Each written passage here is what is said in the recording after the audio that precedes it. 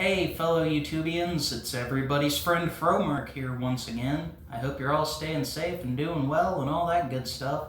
I have decided that with this episode of the Fromark Talk Show, I wanted to chronicle something that's a little long overdue.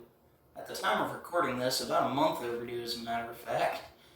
But I recently took a trip to Tennessee for the first time, and that's a pretty big deal for me because growing up I didn't really get to travel or do much of anything, and it wasn't until I finally got this car a couple of years ago that I can finally just take off and go out of state and do all kinds of cool stuff that I've never really got to do in my lifetime.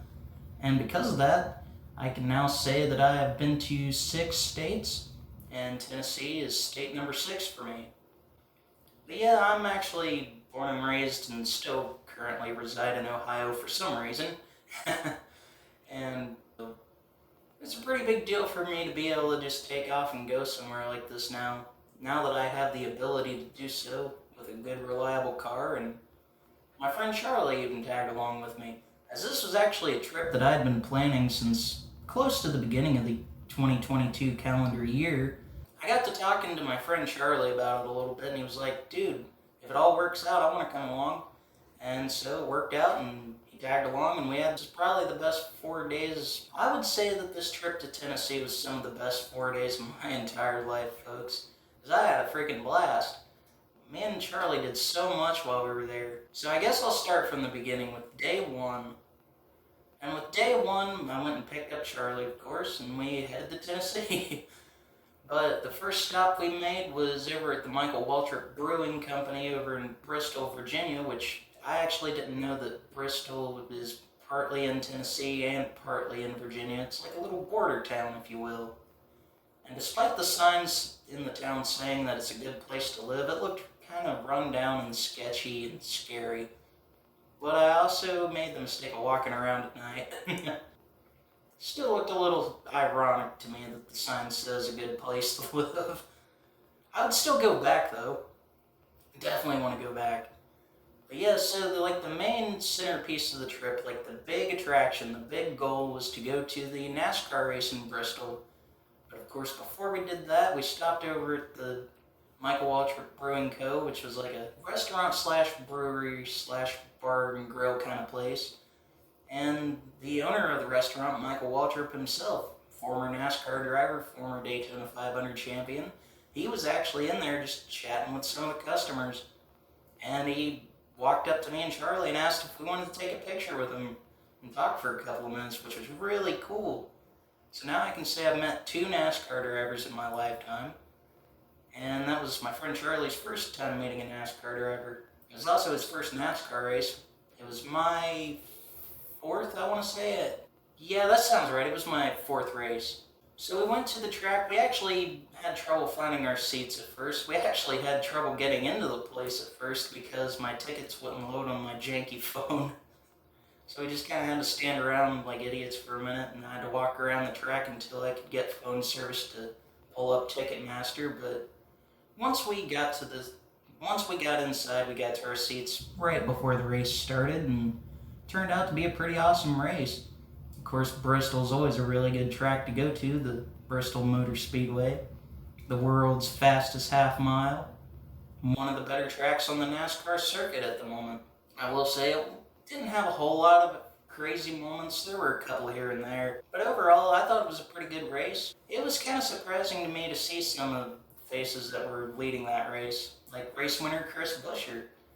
And I managed to get a pretty decent video of him doing his burnout after the race, victory celebration.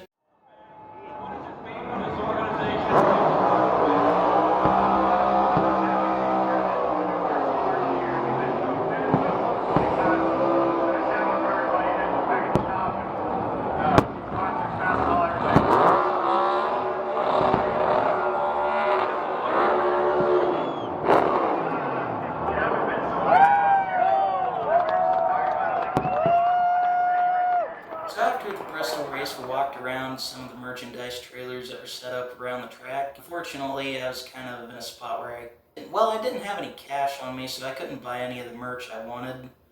Which it kind of worked out because there was a bit of a debacle with the hotel I booked.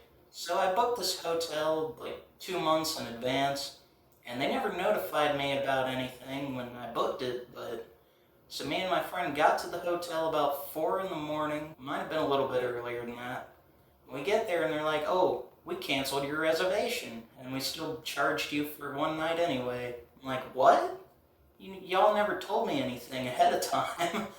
And it turned out apparently you've got to show up at a certain time or they will book it as like a no-show, which is kind of dumb.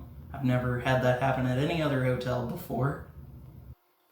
So after about an hour at the front desk dealing with all that nonsense, they're like, hey, we can get you another room. And we were like, cool. And they printed up all the info. We went ahead and paid for it and got the key. We went to the room and it was already booked for another day. Somebody was staying in it and the door was locked and there was like a TV on or something. So that was pretty frustrating, and they didn't have any other rooms available. I got charged for 2 rooms I didn't even get to stay in. However, I did get that money back, so that was nice. Although I didn't get it back until well after I left Tennessee, so that sucked. And that kind of put a little bit of a damper on things, but not too bad. We were able to make it work. After that hotel turned us away, I called like 10 other places before I could finally get one. All of them were booked until we finally got through to one, and my friend Charlie was like, yo, let's just crash in the car. And I was like, no, I'm not ready to give up yet. So the last place I called finally gave us a room, so it all kind of worked out, but that was just day 1 of the Tennessee trip. So day 2 ended up being pretty cool as well. As for day 2, we decided to go get tattoos. That ended up being a little bit frustrating, as well as when I called the place like a week beforehand, they were like, yeah, we're doing walk-ins and all this cool stuff, and you can just show up whenever. So we showed up on day 2, and they were like, nope, we can't take anybody right now. So we literally drove all the way there for nothing. My friend Charlie got his second tattoo. His was a little bit more meaningful than mine, I feel, but I still feel like mine was still pretty meaningful because I love Sonic the Hedgehog, and it's my very first tattoo. I got this little Sonic Team logo. I don't know how well it's going to show up on the camera because I'm blind as a bat under these shades, but there you have it, folks. My very first tattoo. Wasn't as expensive as I thought it was going to be. Wasn't as painful as I thought it was going to be. And I've got something really cool that I can see for the rest of my life. I definitely want to get more of them. I just don't know what I want to get yet. But yeah, I kind of wanted to get the Sonic logo on a spot, like on my wrist, where I could see it every time I'm like holding a game controller. And I could just look down and there's little Sonic playing games with me. I don't know, though. I'm kind of a dork like that, I guess. But after that, we went to Goodwill, found a couple of pretty cool t-shirts, and then after that, we hit up some museums. We decided that, so the town we were staying in was called Pigeon Forge, although I like to refer to it as Pigeon Town because it sounds better. But it's a really cool place, and it was jam-packed with sights and sounds and all kinds of cool stuff to see and do. Tons of stuff that we couldn't afford to do with the money we had, and so much we got to do if we ever go back. However, we managed to do quite a few cool things while we were in Pigeon Town. Like I said, we hit up some museums. There was this like crime museum where they had all kinds of cool artifacts and all kinds of information about crime and killers, and I know all that stuff's on all the rage right now. But that was pretty cool. There was all kinds of cool stuff there. There was one museum we wanted to go to. It looked really cool. It was like the way the building was designed, it looked like it was upside down. I got a pretty cool picture of it. There was also a pizza place we went to that was pretty good. It ended up making Charlie sick, but I was fine. I pretty much grew up with food poisoning because my grandma never knew how to cook, so I pretty much have an iron stomach if I do say so myself. However, I almost got us killed on the way back from the pizza place because the roads look a little bit confusing there, and I accidentally drove on the wrong side of the road for like a minute. And once I seen oncoming traffic, I knew I was in trouble. So I just cut it through the grass in the median and got us back on track. So that ended up being day 2, and for day 3 we decided to go to the Knoxville Zoo. So we went to the Knoxville Zoo, and that was a little bit disappointing. I don't know if it's just because where it's like later in the year and animals get moved around to different zoos and climates. I mean, it was still pretty warm out. It was still pretty summery out when we went, so it didn't make much sense. But like I said, it was kind of underwhelming because there were a lot of empty habitats and it was missing a lot of quality animals. After we got back to Pigeon Town, we decided to go-kart racing. I had never actually done anything like that before. I'd sat in a crappy little go-kart once, but it didn't have any power, it didn't have any motor or anything. I just rolled it down a hill. So I don't even know if that really counts. But we ended up going to an official NASCAR sanctioned go-kart facility, and they had all kinds of cool stuff there. And it was fun. Even if I was one of the slowest karts on the track each time I did a race, it was still a lot of fun to just ride around and log laps. And except for the time when somebody like slammed into the back of my cart, it gave me a little bit of a headache for a second. And I almost walked away from the facility without my keys because they were getting ready to close, and I left my keys in the last cart I drove. So I had to run back in. I was like, I got to the outside steps before the parking lot, and I froze up when I looked down at my shirt and I seen my key strap wasn't around my neck. I was like, oh crap, and I just took off running back in. Luckily, I recovered the keys. Otherwise, I wouldn't be back in Ohio right now. We kind of ended it on a pretty solid note, I feel.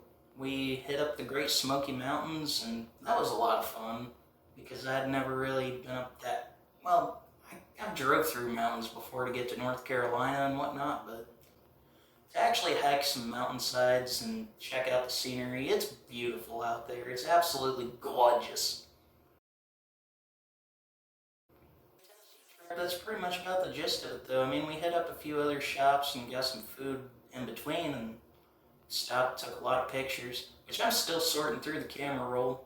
I took my old digital camera down there. So this is like a little camera I got for Christmas almost a decade ago, and it takes better quality picture and video than my cell phone that I bought like a year and a half ago. So I definitely didn't want to miss out on taking it, and I took like 800 pictures, something like that. So yeah, I'm still sorting through all those, and I'll add some stuff and sprinkle it throughout the video, of course. But yeah, overall, 10 out of 10 trip, and I would gladly go again. In fact, I might try to do that sometime soon. Of course, I've got a lot on the plate for 2023, as my favorite band, Blink-182, is back together, and even though the concert tickets are ridiculously priced, I'm not going to miss out on that because I've been waiting so long for this. And of course, I plan on going to another NASCAR race next year, and me and Charlie have been talking about plans to go to another race, and I hope it all works out. These long distance trips always leave me dreading coming back home, honestly.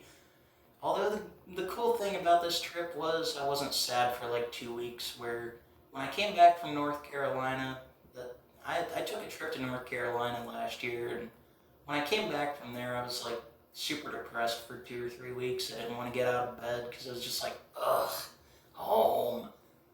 But I also got out of a bad breakup at that point, so I don't know.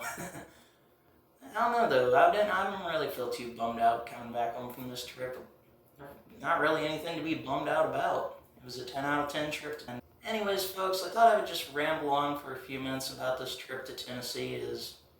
I can't wait to see what the next state is that I travel to, because I don't even really know yet. So far, I've only been to 6 out of 50. I guess only time will tell whatever number 7 is going to be. But anyways, folks, this is Fromark of Fromark Industries and the Fromark channel. I'll have a lot more content on the way, and I hope you all tune in for that. And I will see you all for whatever it is I do next. Stay safe, take care of yourselves, so on and so forth. Anyways, this is Fromark, and I'll see you next time.